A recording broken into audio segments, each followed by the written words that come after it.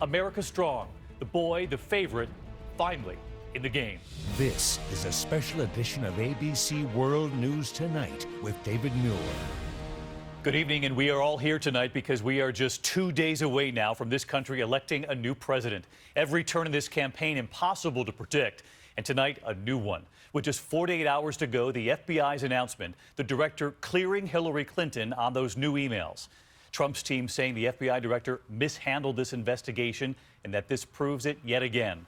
What Trump himself said when he got to the bottom of those stairs. Clinton, a short time later, on stage in Cleveland with LeBron James, who told the crowd their vote matters, especially in the battleground of Ohio. ABC's senior justice correspondent Pierre Thomas on the FBI's conclusion coming in late today. And just like that, it's over.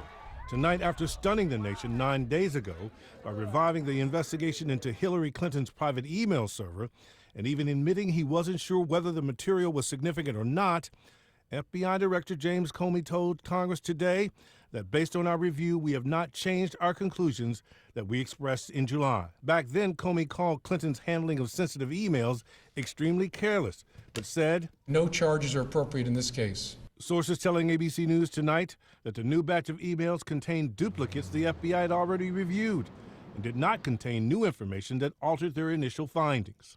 Agents were aided by computer programs that sorted through thousands of emails found on a laptop shared by Clinton's top aide, Huma Abedin, and disgraced ex-Congressman Anthony Weiner, who's being investigated for an alleged underage sexting scandal. The couple now separated. It's like having a nightmare.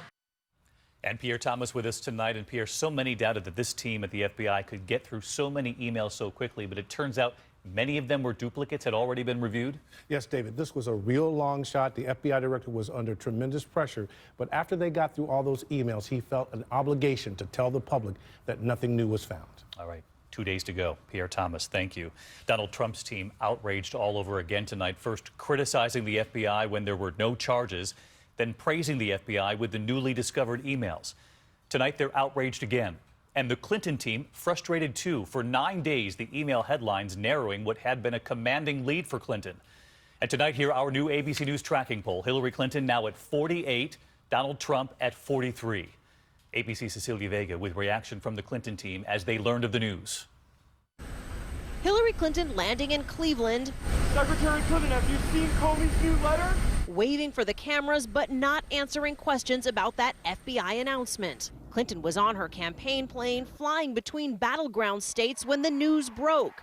Aides huddled around an iPhone, one coming back to tell reporters. And we're glad that this matter is resolved. And then an announcement. We are adding a guest to our rally on tomorrow night in Philadelphia, and that Bruce Springsteen will be appearing and performing. It has been a weekend of star-studded campaigning. Tonight, Clinton in Ohio calling on Cleveland's most famous son, LeBron James, for an assist. I grew up in the inner city, and I know the whole notion of getting out and voting. And I was one of those kids, and I was around a community that was like, our vote doesn't matter.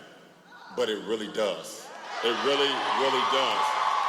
It comes on the heels of Clinton's appearance with Jay-Z and Beyonce and her pantsuit brigade. 8 years ago, I was so inspired to know that my nephew, a young black child, could grow up knowing his dreams could be realized by witnessing a black president in office. I want my daughter to grow up seeing a woman lead our country, and that is why I'm with her. It is a true battleground blitz. We are here in Philadelphia in her motorcade. Hillary Clinton is headed to church. Clinton making a last-minute appeal to African-American voters. There is a lot of noise and a lot of distraction, and it's meant to throw us off our path. It's meant to undermine our faith and confidence in ourselves and in each other. In Florida, President Obama echoing those words. There's been so much negativity and so much noise and so much distraction and so much innuendo and rumors and false statements. But I want you to focus on this election and its candidates, because the truth is the choice couldn't be simpler or clearer. Clinton's army of volunteers making a last-minute push. On Saturday alone, knocking on 3 million doors, calling 4 million people.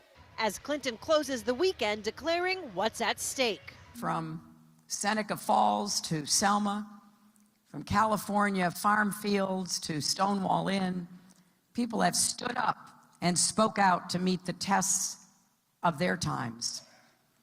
On Tuesday, we face a test of our own. Everything you care about, everything I care about and I've worked for is at stake. And Cecilia Vega with us tonight from Cleveland. And Cecilia, obviously relief within the Clinton campaign with the FBI's announcement late today, but you're learning of some real frustration behind the scenes with the FBI director. They are frustrated, David. This initial announcement from James Comey could not have come from a worse time for Hillary Clinton. As you said, voting has been underway for 9 days while this was hanging over her head. But look, they are now looking ahead to this big rally tomorrow, a final passing of the torch. The Obamas and the Clintons side by side, David. That takes place on Independence Mall in Philadelphia. Cecilia Vega in the battleground of Ohio tonight. Cecilia, thank you. Donald Trump did not directly address the FBI's announcement, but his campaign did, and quickly. ABC's Tom Yamas is in Michigan tonight. Tonight, with news of the FBI's announcement breaking, Donald Trump's jet parked on a runway in Minnesota. When he finally emerged, Trump sticking to the script. Real change also means restoring honesty to government. First thing you should do is get rid of Clinton. No mention of Director Comey's latest bombshell, but Trump's top campaign advisors, who had praised Comey for announcing the new review of Clinton emails, now attacking him. I immediately thought, he's mishandled the investigation from the beginning, and this proves it yet again. Newt Gingrich tweeting, Comey must be under enormous political pressure to cave like this. We want Trump! As Trump's march to Election Day winds down, his supporters out in force. In Iowa today, excitement in the air. We're 2 days away. We will get the change you've been waiting for your entire life. Overnight in Nevada, a scare. The Republican nominee spotting a protester in the crowd. We have one of those guys from the Hillary Clinton campaign. Less than a minute later, Secret Service agents rushing the stage. Trump ducking down. Security guards and police jumping barricades to calm the scene.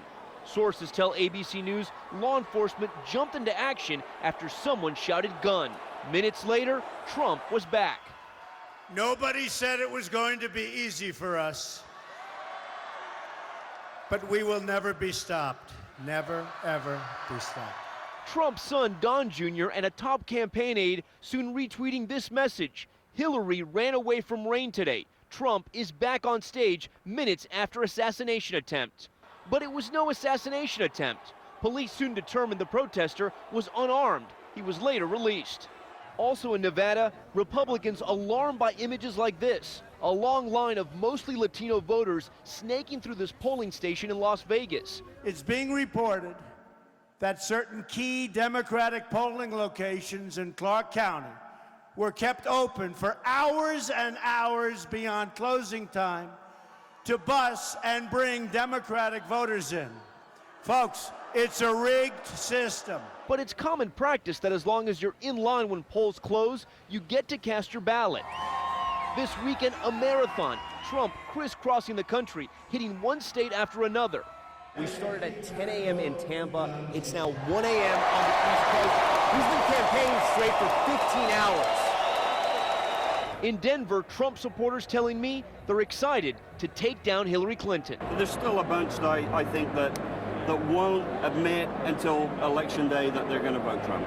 I'm not a huge Trump fan. Most of the people I know of are not huge Trump fans, but we're against Hillary. I see your shirt, though. You really don't like Hillary, though. There's no way on, no way, no way.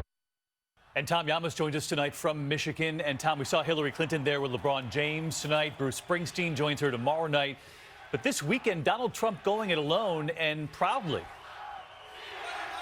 David, everything with Donald Trump is a competition, even crowd sizes. And he's accusing Hillary Clinton of cheating because she's using celebrities in these final days. Donald Trump is ending his campaign much like he started it, all by himself. David? Tom Yamas in Michigan tonight. Tom, thanks. So the new email headline, Clinton now in the clear, but a battleground map that's already tightened after Comey's announcement 9 days ago. And, of course, the electoral map is what it's all about. So let's bring back in Jonathan Karl tonight. Jonathan, tracking the numbers, and where does this race stand just 2 days out?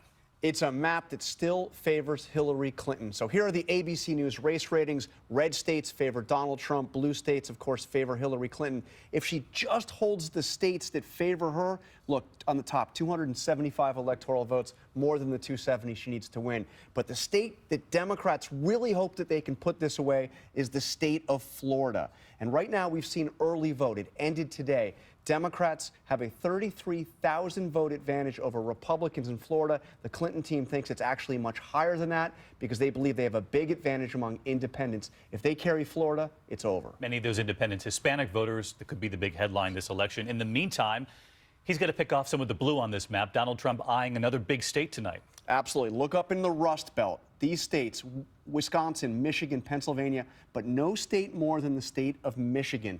The Trump team sees signs that they could actually win in Michigan. And I'll tell you, if you watch what the Clinton team has been doing, it's clear that they are concerned about Michigan as well. That could be Trump's ace in the hand. All right, John Carl with us tonight. John, thanks. And John, as you know, just 2 days to go. Election night in America. Our coverage begins right here with World News Tonight. And then at 7 p.m. Eastern, I'll be joining George and the entire Powerhouse political team. We'll be here all night long. In the meantime, we do turn to other news this Sunday night. The suspect in a horrific kidnapping case tonight linked by authorities to at least 7 murders now. Todd Kolep, there in the orange jumpsuit, brought back to his property by police. Searchers finding multiple bodies buried there.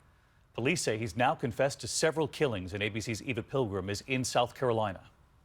Wearing an orange prison jumpsuit, this man, now suspected of being a serial killer, returned to court today. Yes, sir. Authorities say after the once seemingly successful realtor was brought into custody accused of kidnapping and chaining up a woman, Todd Kolep dropped a bombshell confession, allegedly admitting he gunned down 4 people in a motorsports shop in 2003. Today, charged with multiple counts of murder from that 13-year-old cold case. Sir, just understanding that the family's here. Anything you wish to say at this time? Not at this time, sir. The suspect saying few words. Families of the victims in court. I prayed to God for 13 years to give answers that we would like some answers here. Kolep returned to his land Saturday, where investigators say he showed them the location of 2 more graves on the property. Another body found just today. Authorities say he may be responsible for at least 7 murders. Investigators also identifying the body found Friday on Kolep's property as Charlie Carver, the boyfriend of Kayla Brown, the woman police rescued after being chained up by the neck and ankle on the property for 2 months. The cause of death is multiple gunshot wounds to the upper extremities.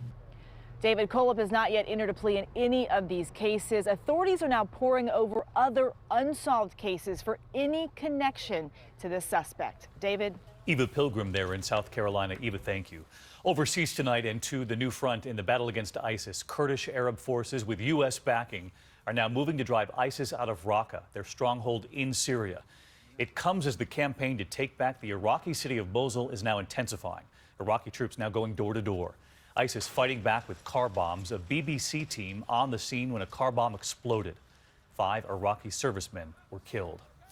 Back here at home and to Arizona now, and to an explosion in an apartment complex tonight burned to the ground.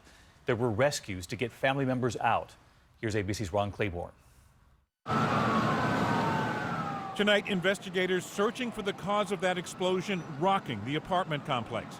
One possibility, a gas leak. One neighbor videotaping the inferno. Firefighters from nearby communities racing to the scene. The blaze consuming the building as the 9 people inside, including children and reportedly a pregnant woman, fled into the night.